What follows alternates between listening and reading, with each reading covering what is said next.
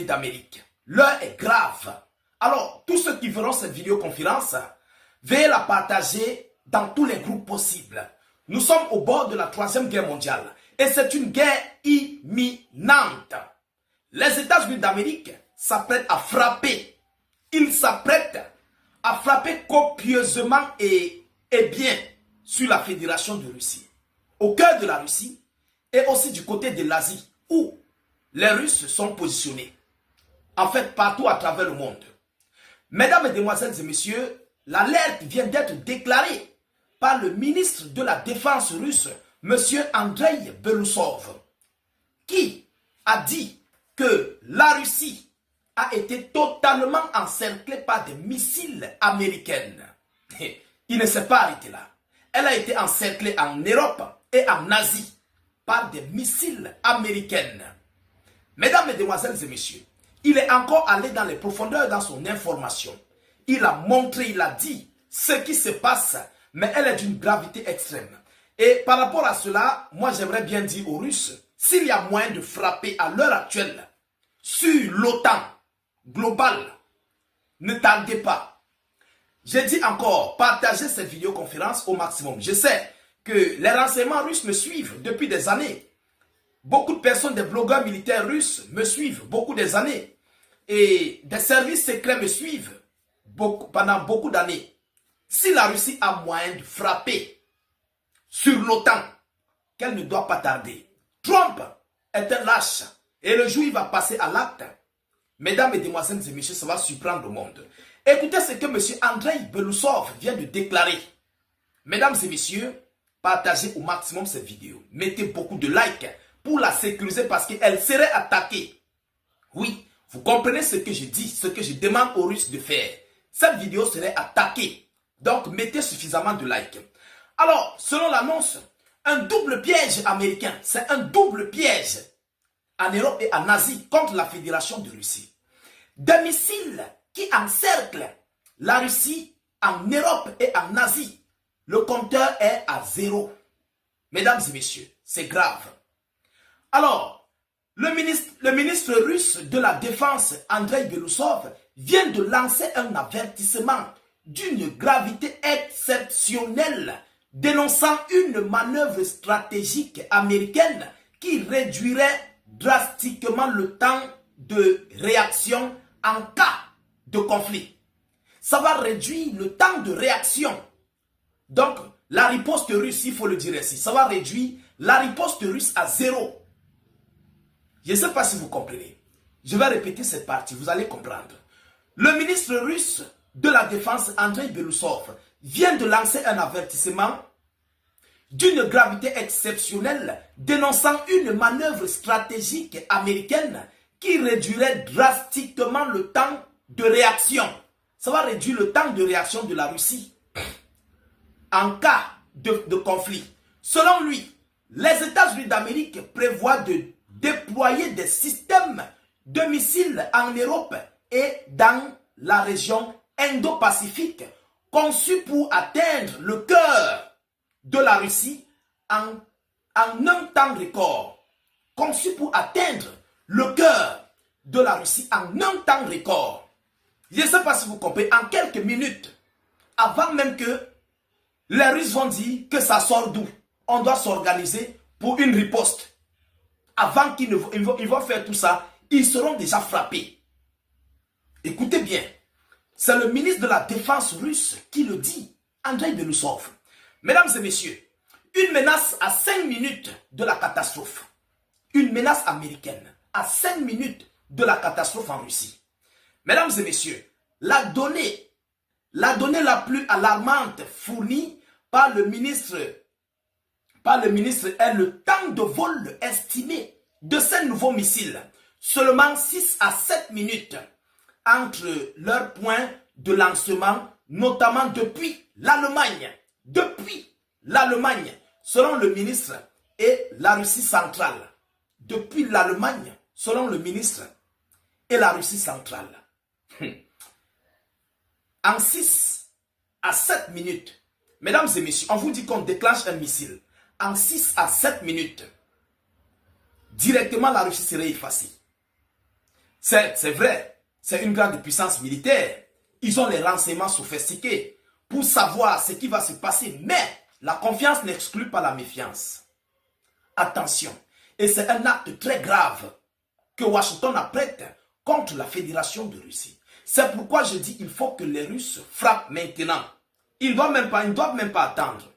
Parce que si Trump lui a la possibilité de frapper, il va frapper. S'il a cette possibilité-là, je vous le dis sincèrement, il ne tardera pas. Mesdames et messieurs, cette capacité représente un changement de paradigme dans la dissuasion nucléaire et conventionnelle. Selon l'annonce, réduction du temps d'alerte. La réduction du temps d'alerte, lorsque Washington va lancer, il n'y aura pas assez, un temps large pour alerter que la Russie est entrée en conflit. Réduction de temps d'alerte. Un temps de vol aussi court ne laisserait virtuellement aucune marge de manœuvre à la Russie pour confirmer une attaque et réagir. Ça ne va pas laisser à la Russie le temps de confirmer l'attaque et de réagir, forçant une doctrine de riposte extrêmement rapide et potentiellement d'erreurs catastrophiques. Course à l'armement. Cette perspective alimente la peur d'une nouvelle course aux armements post-traités, FNI, force nucléaire intermédiaire, se concentrant sur les missiles hypersoniques à portée intermédiaire, capables d'une vitesse et d'une précision extrême. Vous comprenez? Alors, selon l'information, qu'est-ce qu'on retient de la double tension? Mesdames et messieurs, Europe et Asie, la déclaration de Belousov souligne que la menace est double. Europe, le déploiement de ces systèmes offensifs en Europe, en particulier près de l'Allemagne, est perçu comme une menace directe et existentielle pour Moscou. Du côté de l'Indo-Pacifique, le flanc oriental de la Russie serait également sous pression, s'alignant sur la stratégie américaine visant à contenir à la fois la Russie et la Chine dans cette zone cruciale. Selon la même source, la Russie a déjà averti qu'elle prendrait des mesures de riposte adéquates pour neutraliser cette menace perçue, y compris le ciblage des emplacements de ces nouveaux systèmes de missiles. Écoutez cette partie-là. Écoutez ce dernier paragraphe. Prêtez très bien attention. La Russie a déjà averti qu'elle prendrait des mesures de riposte adéquates pour neutraliser cette menace perçue.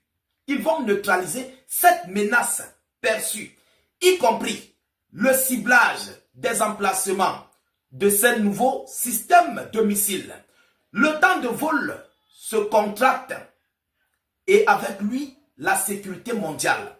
Mesdames et messieurs, lorsque vous analysez ça, ce que Washington prépare ici, vous analysez les armes satellitaires que Washington est en train d'envoyer dans l'espace. Si Washington veut le faire, ils le feront.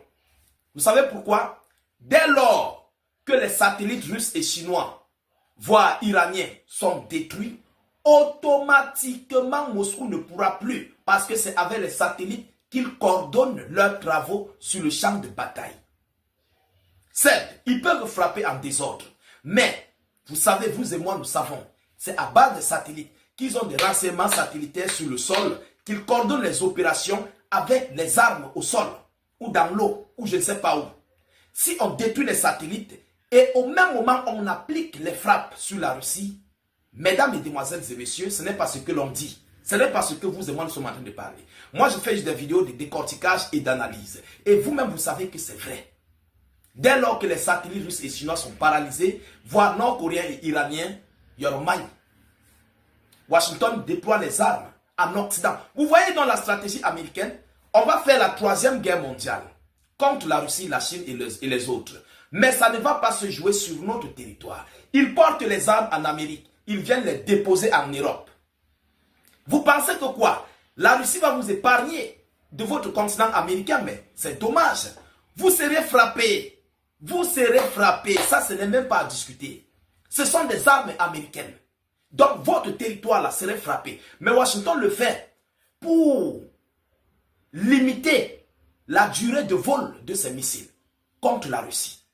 Ça serait pour limiter la durée de vol de ces missiles. Parce que lorsqu'un missile quitte aux États-Unis d'Amérique, pour la Fédération de Russie, c'est long, c'est très loin. Vous comprenez? Elle a des kilomètres, des centaines de kilomètres. Alors, étant en Allemagne, proche de l'Allemagne, s'il faut frapper sur la Russie, c'est 6 à 7 minutes. Le temps que les sirènes d'alarme vont commencer à crier, le temps que la Russie va se préparer, que ça sort d'où, mesdames et messieurs, ça serait déjà cuit. Essayez de vous imaginer si c'est une bombe nucléaire. Une bombe nucléaire. Rappelez-vous de ce qui s'est passé à Hiroshima et Nagasaki. En quelques minutes, c'était mort. Des milliers de morts. Des milliers de morts. Moscou ne pourra pas. C'est pourquoi j'ai dit dans cette vidéoconférence, si Moscou a moyen, il frappe avant même que ça ne commence. Et Medvedev l'avait dit, passons aux frappes offensives contre l'Europe. Parce que c'est la guerre. À la guerre, il n'y a pas de pitié. La politique là, ce n'est pas le jeu de Dorshi Babouche. La politique, c'est la guerre. Vous comprenez? Ce n'est pas le voir bébé. Ce n'est pas le voir bébé. La guerre que vous voyez là, ce n'est pas le voir bébé. On frappe. Le premier gagne. Et avec des armes sophistiquées. Mesdames, mesdemoiselles et messieurs. Bienvenue dans cette nouvelle conférence géopolitique dédiée à l'actualité mondiale. À la une de l'actualité internationale, la Russie poursuit son opération militaire spéciale du côté de l'Ukraine. Et à l'heure où nous sommes en train de parler, malgré des pourparlers dans les airs, malgré la rivalité incessante entre la Russie et les États-Unis d'Amérique, Poutine continue de la plus belle manière à récupérer l'ensemble des territoires ukrainiens.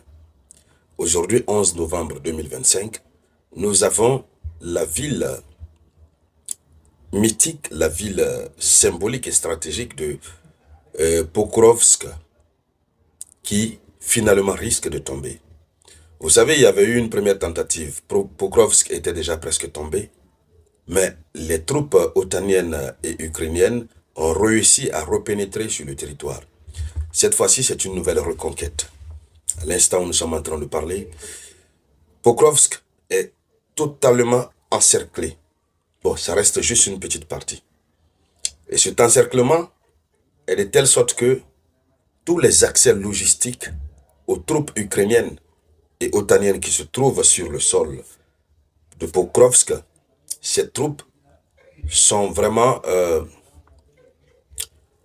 coupées de tout soutien. On va dire que ces troupes sont en quelque sorte piégées désormais. Alors, pendant ce temps, l'Union européenne continue évidemment de forcer l'Ukraine qui n'a plus d'armée, qui n'a plus de munitions en tant que telle, de continuer le combat sur le champ des hostilités. Mais face à une situation où l'Ukraine, les soldats ukrainiens sont piégés. Alors, dans le cadre de cette conférence, dames et messieurs, c'est de cette actualité que nous allons parler. Mais avant de continuer, acceptez de partager la conférence au maximum. Mettez beaucoup de likes et n'oubliez surtout pas de laisser vos différents avis en commentaire. Allons-y dans les profondeurs. C'est un combat urbain intensif, un combat massif du côté de Pokrovsk. Et Pokrovsk est d'une importance capitale pour l'Ukraine. On l'avait dit au demeurant, on le rappelle encore. C'est un territoire d'une importance capitale, puisque Pokrovsk dispose d'un certain nombre d'axes routiers qui permettent de ravitailler d'autres troupes ukrainiennes sur le territoire ukrainien. Alors, Moscou a affirmé avoir poussé beaucoup plus en avant dans la région de Pokrovsk et vers Kupiansk. Ces troupes ont percé les défenses ukrainiennes. Moscou procède à cette affirmation. Et des images ont été relayées qui sont des images de petites unités motorisées pénétrant cette ville ravagée. Donc, des unités motorisées russes ont pénétré la ville de Pokrovsk, une ville qui est déjà totalement ruinée. Mais vous savez qu'il y a les soldats ukrainiens qui sont concentrés dans un coin de la ville, mais qui désormais n'ont plus accès à aucune aide, pas de soutien logistique ni de quelque nature que ce soit. Pokrovsk est presque totalement encerclé. À nouveau, il faut le rappeler puisque il y a de cela quelques mois, Pokrovsk était tombé déjà. Mais comme par miracle, avec le soutien de l'OTAN, ils ont réussi à revenir. Alors, cet encerclement est presque quasi total, qui a été annoncé par le ministère de la Défense russe, a été démenti par Kiev. Et vous savez que l'Ukraine a pris pour habitude de démentir. Lorsque les réalités du terrain sont exposées, sont affichées, l'Ukraine a toujours pris le temps de démentir. Et c'est la même technique. Et donc, Kiev dément un encerclement total. Kiev dit que la bataille se poursuit avec des corridors d'accès précaires sous des drones russes. Donc, l'Ukraine reconnaît carrément que, évidemment, la bataille est rude, mais qu'il y a des corridors, ça veut dire des chemins qui permettent aux unités ukrainiennes d'accéder, partager la conférence. Donc, en termes clairs, les soldats ukrainiens se faufilent sous le corridor, ne passent pas ce corridor, mais sous la pression des drones russes. Alors, ce qui fait que l'Ukraine aussi tente de mettre en place ce qu'on appelle une pression latérale. L'Ukraine frappe autour des localités comme Dobropilia pour redresser la situation. Mais malheureusement, jusque-là, ça ne marche pas. Jusque-là, ça ne marche pas. Alors, c'est ce qui est en train de se passer. Et finalement, il faut dire que, comme on l'a annoncé, les Russes sont en train de pénétrer par unité sur le territoire de Pokrovsk. Les autres qui forment la ceinture, d'autres pénètrent, à l'image de la technique de la guerre de tête de buffle qui a été utilisée par Tchakazulu dans les temps passés en Afrique. Donc, qu'est-ce qui se passe? Nous avons des groupes d'assaut russes qui sont en train de mettre en œuvre des mouvements rapides, qui progressent dans les localités, mais il y a aussi des difficultés. Les Russes ne sont pas... Le terrain n'est pas aussi facile pour eux, puisque l'Ukraine ne fait que frapper des drones, avec des drones. Donc, dans les heures ou jours qui suivent, cette ville va tomber. Si cette ville passe sous le contrôle russe, ça va être une énorme perte pour l'Ukraine et pour l'OTAN, évidemment. Alors, il faut dire aussi que la situation devient compliquée. Et si la Russie verrouille Pokrovsk, c'est une menace immédiate pour l'autre localité qu'on appelle Kramatorsk. Que ce soit Kramatorsk, que ce soit Sloviansk, toutes ces localités seront menacées dès lors que Pokrovsk va définitivement tomber. Donc si Kiev maintient un couloir, c'est-à-dire parvient à maintenir la pression pour ne pas que Pokrovsk tombe, c'est que on va continuer à assister à une usure du conflit de ce côté, parce que les Russes ne veulent pas du tout abandonner. Il faut aussi dire que, et du côté de l'Ukraine, on rejette tout, on dit que ce n'est pas vrai, puisque reconnaître et affirmer que Pokrovsk s'apprête à tomber, ce serait une manière de démontrer la faiblesse et de l'Ukraine et de ses alliés de l'OTAN. Or, le conflit russo-ukrainien, qui est un conflit d'usure, un conflit qui a duré trop longtemps, que même les médias qui parlent de ce conflit sont fatigués désormais d'en parler, et dans ce conflit, ils veulent forcément montrer la position de puissance de l'Ukraine. Or, dans la pratique, l'Ukraine n'a plus de puissance, n'a rien comme force. Quels que soient les moyens financiers accordés à l'Ukraine, impossible. Alors, voici ce qui est en train de se passer du côté